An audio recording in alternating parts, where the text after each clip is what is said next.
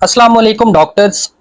हम लोग acute abdomen को डिस्कस कर रहे हैं। एक्यूट एब्डोमेन के अंदर हमने जो इनिशियली टॉप 3 डिफरेंशियल्स थे, ये टॉप 3 रीजन्स थे, हमने उनको डिटेल में डिस्कस कर लिया था कि उनके अंदर डिफरेंशियल किस चीज पेन के आएंगे। ठीक है, उसमें हमने देखा था कि एपिगैस्ट्रिक रीजन, राइट हाइपोकॉन्ड्रियम और लेफ्ट हाइपोकॉन्ड्रियम में कौन कौन से डिफरेंशियल्स हो सकते हैं। ठीक है, हमारा आज का जो टॉपिक है इसके अंदर हम एक्यूट एब्डोमेन में एम्बेलिकल रीजन, लंबर रीजन और हाइपोगैस्ट्रियम को डिस्कस कर लेते हैं। ठीक है, उसके बाद हमारे पास बच जाएगा नेक्स्ट वीडियो के लिए राइट इलियक फोसा और लेफ्ट इलियक फोसा। ठीक है, उसको हम नेक्स्ट वीडियो में डिस्कस कर लेते हैं। हमने जो टॉपिक इन एक्यूट एब्डोमेन के हिसाब से पढ़ने हैं, जो लिटिल इंपॉर्टेंट है उनको उनकी डिटेल इन्हीं के साथ लिखते जा रहे हैं, और जो कि ज्यादा इंपॉर्टेंट और लेंथी टॉपिक्स हैं उनको हम step by step, one by one next discuss कर लेंगे। ठीक है, तो अगर कोई फॉर एग्जांपल पेशेंट प्रेजेंट करता है और उसको एम्बेलिकल पेन है, एम्बेलिकल रीजन के अंदर पेन है, ठीक है, ये रीजन्स कैसे 9 बनाए थे, ये फर्स्ट वीडियो जो एब्डोमिनल एक्यूट एब्डोमिनल सर्जरी का लेक्चर था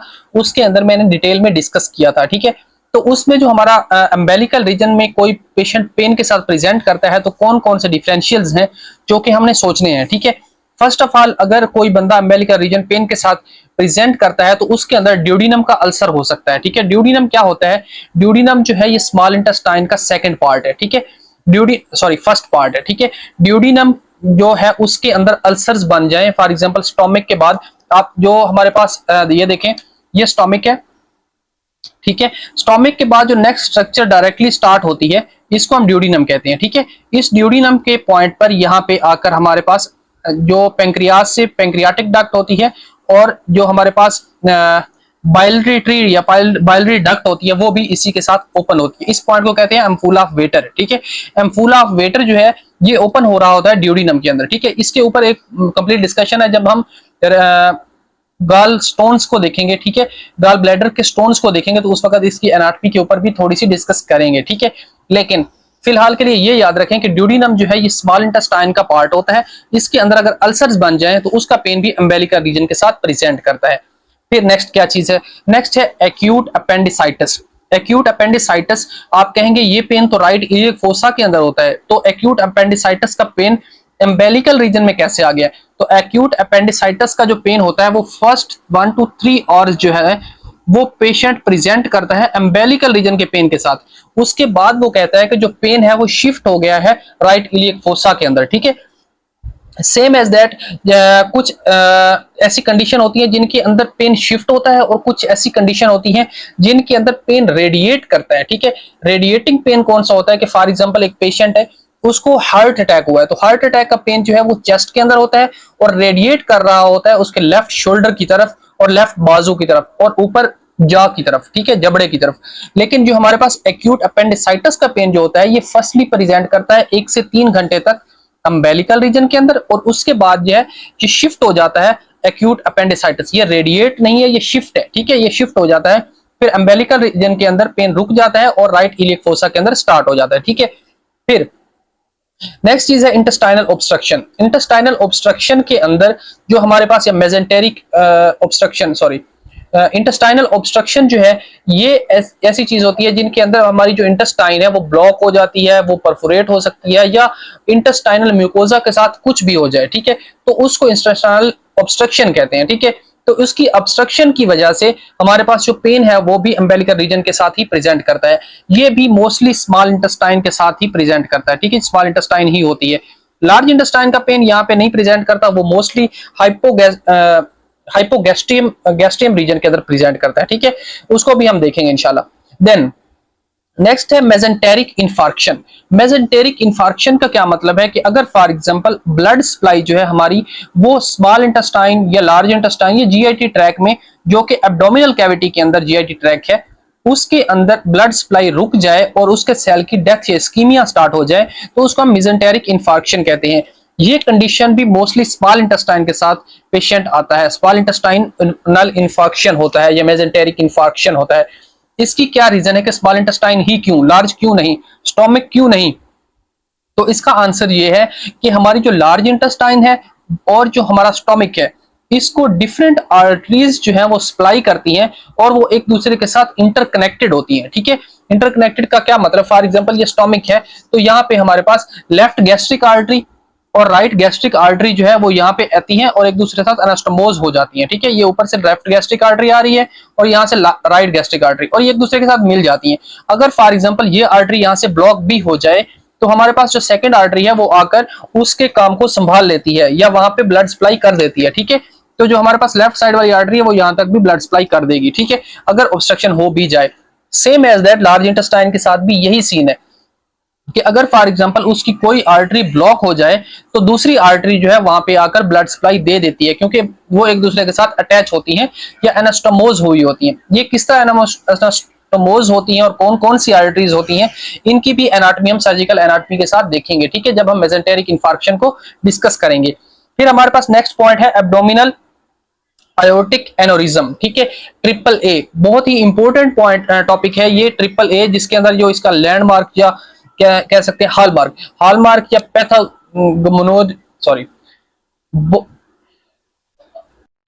पैथोगमोनिक फीचर, ठीक है, हॉलमार्क या पैथोगमोनिक फीचर जो होता है ट्रिपल ए का, सॉरी मेरी जुबान पे नहीं आ रहा था, पैथोगमोनिक, ठीक है। तो ये ट्रिपल ए का जो है ये हॉलमार्क ये होता है कि एब्डोमेन के ऊपर हमें पल्स फील होती है, ठीक है। नॉर्मली एब्डोमेन के ऊपर कोई पल्स नहीं होती, इस कंडीशन में अंदर हमारे पास एब्डोमेन के ऊपर पल्स फील होती है, ठीक है। तो ये जो है इसको कहा जाता है कि टाइम बॉम्ब है एक एब्डोमेन के अंदर। इसके ऊपर भी कंप्लीट डिस्कशन है, हम इंशाल्लाह देखेंगे, ठीक है। देन ये है हमारे पास अम्बेलिकल रीजन कंप्लीट। फिर नेक्स्ट लेफ्ट और राइट जो लंबर रीजन है या फ्लैंक रीजन है, इसके अंदर जो भी डिफरेंशियल है वो लेफ्ट और राइट दोनों साइड पे अबाउट एक जैसे ही होते हैं, ठीक है, एक ही काज हो सकती है। फर्दर देखते हैं इस चीज को कि इसमें कौन कौन सी चीजें हो सकती हैं, ठीक है। फर्स्ट ऑफ ऑल तो है रेनल कोलिक। रेनल कोलिक का मतलब ये होता है कि रेनल स्टोन्स, अगर फॉर एग्जांपल लेफ्ट या राइट साइड पे रेनल का स्टोन बना हुआ है तो उसकी पेन हमें लेफ्ट या राइट लंबर रीजन या फ्लैंक रीजन के अंदर मिलेगी। उसके बाद जो है रेनल अब्सेस का मतलब ये होता है कि किसी किस्म की कोई अब्सेस बन गई, पस वगैरह इकट्ठी हो गई किसी पॉइंट पे ऊपर कोई इन्फेक्शन की वजह से, ठीक है, तो उसकी वजह से भी रेनल अब्सेस हो सकती है। इसके अलावा एक और पॉइंट होता है पेरी रेनल अब्सेस, के जो किडनी है उसके अराउंड कहीं अब्सेस बनी हो तो उसको हम कहते हैं पेरी रेनल अब्सेस। फिर नेक्स्ट बात करते हैं, नेक्स्ट है हमारे पास यूटीआई, यूरिनरी ट्रैक इन्फेक्शन, ठीक है। ये होता है अपर यूरिनरी ट्रैक इन्फेक्शन, जिसके अंदर किडनी होती है और हमारे पास यूरेटर का फर्स्ट पार्ट होता है, ठीक है। तो उसके अंदर अगर इन्फ्लामेशन हो जाए, इन्फेक्शन हो जाए, तो उसका जो पेन है वो हमारे पास प्रेजेंट करता है लंबर रीजन के साथ उनके अंदर। यहाँ पे एक और इंपॉर्टेंट पॉइंट है वो आप देख लें कि एक टर्म है इन्फार्क्शन और एक टर्म है infection, urinary track infection. Infection का मतलब होता है कि किसी भी किस्म का पैथोजन जो कि बॉडी के अंदर इंटर होता है और उसके बाद इन्फ्लामेशन काज करता है, उसको हम कहते हैं इन्फेक्शन। किसी भी जो पैथोजन की वजह से होने वाला, जैसा कि हमारे पास नमूनिया है, नमूनिया एक इन्फेक्शन है। लेकिन इन्फार्क्शन क्या चीज होती है? इन्फार्क्शन ये चीज होती है कि फॉर एग्जांपल किसी भी जगह पे ब्लड सप्लाई रुक जाए, तो ब्लड सप्लाई के रुकने की वजह से जो टिश्यू है वो डेथ की तरफ मूव कर जाए या इस्कीमिया हो जाए, तो इसको हम कहते हैं इन्फार्क्शन। जैसा कि हमारे पास टर्म है मायोकार्डियल इन्फार्क्शन, जैसे एमआई, मायोकार्डियल इन्फार्क्शन है, ठीक है। उसके अलावा इन्फेक्शन ये है यूरिनरी ट्रैक इन्फेक्शन है, ठीक है। तो इनके अंदर आपने कंफ्यूज नहीं होना। फिर नेक्स्ट चीज क्या है? नेक्स्ट है आरसीसी, रेनल सेल कार्सिनोमा, ठीक है। रेनल सेल कार्सिनोमा जो है ये इसका जो पेन है वो भी हमारे पास लंबर लेफ्ट या राइट फ्लैंक रीजन के साथ प्रेजेंट करता है, ठीक है। इसके ऊपर भी लेक्चर्स होंगे इंशाल्लाह, इसको हम कंप्लीट डिटेल में देखेंगे कि आरसीसी की जो है सिम्टम्स वगैरह क्या होती हैं, ठीक है। फिर आज की डिस्कशन का जो लास्ट है हमारे पास रीजन, वो ये है कि हाइपोगैस्ट्रियम। हाइपोगैस्ट्रियम कहाँ पे होता है? हाइपोगैस्ट्रियम अम्बेलिकस रीजन के नीचे होता है, ठीक है। जैसा कि हम लोगों ने प्रीवियसली भी इस चीज को डिस्कस किया था कि ये इस तरह हम लोगों ने इसके 9 रीजन बनाए होते हैं एब्डोमेन के ऊपर, ठीक है। ये जो वर्टिकल लाइंस हैं ये हमने मिड क्लेविकुलर लाइन से ड्रा करनी होती है, इमेजिनरी लाइंस ये 9th रिब से होता है, और ये जो हमारे पास सेकंड है ये iliac anterior superior iliac fossa से हम इस लाइन को ड्रा करते हैं, ठीक है। और ये मिड क्लेविकुलर लाइन होती है, मिड क्लेविकुलर और ये मिड क्लेविकुलर, ठीक है। इस तरह हम इसको 9 रीजन्स के अंदर डिवाइड करते हैं। यहाँ सेंट्रल पार्ट के अंदर एम्बेलिकस होती है, इस वजह से इसको एम्बेलिकल रीजन कहते हैं। ये होता है लेफ्ट हाइपोकॉन्ड्रियम और ये होता है, सॉरी पहले इस पे आ जाते हैं, लेफ्ट हाइपोकॉन्ड्रियम, ये होता है राइट हाइपोकॉन्ड्रियम, ठीक है। इसके ऊपर जो एम्बेलिकस के ऊपर जो है वो एपिगैस्ट्रियम है, ठीक है। और जो नीचे है वो हाइपोगैस्ट्रियम है, ठीक है। तो हाइपोगैस्ट्रियम को हम डिस्कस कर रहे हैं, ठीक है। हमने लंबर रीजन को देख लिया, लेफ्ट और राइट को, ठीक है। राइट लंबर को अभी हमने देखा और लेफ्ट लंबर को हमने देख लिया, जिनके अंदर किडनीज होती हैं। रिमेनिंग जो बच जाएंगे वो राइट इलियक फोसा और लेफ्ट इलियक फोसा, ये हमारे पास रिमेनिंग बच जाएंगे, ठीक है। होप सो ये समझ आई। प्रीवियस वीडियो में इसको कंप्लीट डिटेल में डिस्कस किया था, ठीक है। तो देखें, हम लोग डिस्कस करें हाइपोकॉन्ड्रियम को। तो हाइपोकॉन्ड्रियम को देखते हैं कि इसके अंदर जो पेशेंट पेन के साथ प्रेजेंट करता है तो उसके अंदर कौन कौन से डिडीज हो सकते हैं या डिफरेंशियल डायग्नोसिस हो सकते हैं। तो इसके अंदर ब्लैडर कोलिक, ब्लैडर का जो स्टोन है, ब्लैडर का स्टोन के पेशेंट इस तरह प्रेजेंट करेगा कि वो कहेगा कि हाइपोगैस्ट्रियम के अंदर पेन है और जो पेन है वो रेडिएट करता है टिप ऑफ यूरिथ्रा की तरफ, ठीक है। इसके ऊपर भी लेक्चर है, इसको भी हम कंप्लीट डिटेल में देखेंगे। ब्लैडर कोलिक अगर फॉर एग्जांपल कहा जाए ब्लैडर कोलिक है तो आपने सोचना है यूरिनरी ब्लैडर, ठीक है। आपने गॉल ब्लैडर नहीं सोचना, ठीक है। उसको कहते हैं हम कोलीलिथियासिस। कोलीलिथियासिस और ब्लैडर कोलिक के अंदर फर्क है। ब्लैडर कोलिक जो है यूरिनरी ब्लैडर का स्टोन है और कोलीलिथियासिस जो है वो हमारे पास स्टोन है गॉल ब्लैडर का, ठीक है। ये दोनों अलग अलग टर्म्स है। फिर यूटीआई अगर फॉर एग्जांपल इंफीरियर पार्ट का हो या लोअर पार्ट का, लोअर यूरिटर का इंफेक्शन हो जाए तो हम इसको कहते हैं यूटीआई, ठीक है। फिर हमारे पास होता है सर्विसाइटिस, सर्वेक्स की इन्फ्लामेशन को। सर्वेक्स क्या होती है? सर्वेक्स होती है फीमेल जेनिटेलिया के अंदर होती है, फीमेल जो ट्रैक है हमारे पास, रिप्रोडक्टिव ट्रैक है, उसके अंदर वेजाइना के जस्ट ऊपर सर्वेक्स होती है, उसकी इन्फ्लामेशन हो जाए।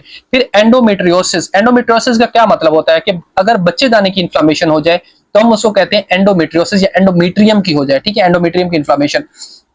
एंडोमेट्रियम जो होती है बेसिकली ये यूट्रस की इनर लेयर होती है, ठीक है। यूट्रस क्या है? यूट्रस को हम बच्चेदानी कहते हैं, ठीक है। ये देखें इस तरह की कुछ स्ट्रक्चर होती है इसकी, ठीक है। ये साइडों पे है फ्लोपियन ट्यूब्स, ठीक है। और ये हमारे पास है यूट्रस। जो इसकी इनर लेयर होती है ना, इनर लेयर को हम कहते हैं एंडोमेट्रियम, ठीक है। एंडोमेट्रियम की अगर इन्फ्लामेशन हो जाए तो हम इसको कहते हैं एंडोमेट्रियोसिस, ठीक है। यहाँ पे जो नीचे ये वाला पॉइंट है इसको हम कहते हैं सर्वेक्स और जो आउटर पार्ट है उसको हम वेजाइना कहते हैं, ठीक है। तो ये सर्वेक्स और वेजाइना, वेजाइना की इन्फ्लामेशन हो जाए तो वेजिनाइटिस कहलाता है, ठीक है। अगर फॉर एग्जांपल सर्वेक्स की इन्फ्लामेशन हो जाए तो सर्विसाइटिस कहलाता है। यूट्रस की इन्फ्लामेशन हो जाए जो कि उसकी इनर लेयर की इन्फ्लामेशन होती है उसको हम कहते हैं एंडोमेट्रियोसिस, ठीक है, क्लियर। फिर नेक्स्ट पॉइंट है अल्सरेटिव कोलाइटिस। जो हमारे पास लार्ज इंटेस्टाइन या कोलोन है उनके अंदर किसी किस्म के अल्सर्स बन जाए, या डायसेंट्री, ये एक इन्फेक्शियस कंडीशन होती है जिसके अंदर बहुत ज्यादा डायरिया हो रहा होता है, ठीक है। तो ये चंद कंडीशंस हैं, इनको हम डिटेल में one by one, step by step, इनके हर एक ईच एंड एवरी पॉइंट को डिटेल में डिस्कस करेंगे, ठीक है। तो नेक्स्ट हम जो वीडियो है उसके अंदर देखेंगे राइट इलियक फोसा और लेफ्ट इलियक फोसा के अंदर कौन कौन सी चीजें हैं जिनको हमने डिस्कस करना है, ठीक है।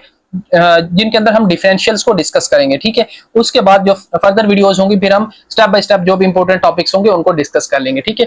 तो फिलहाल के लिए इतना ही। अगर इसमें आपको कोई क्वेश्चन है, आपको कोई पॉइंट क्लियर नहीं हुआ तो आप कमेंट बॉक्स में पुट कर दें, मैं इंशाल्लाह as soon as possible try करूंगा कि आपको आंसर कर दूं, ठीक है। तो फिलहाल के लिए दीजिए इजाजत। Thank you doctors, Allah Hafiz.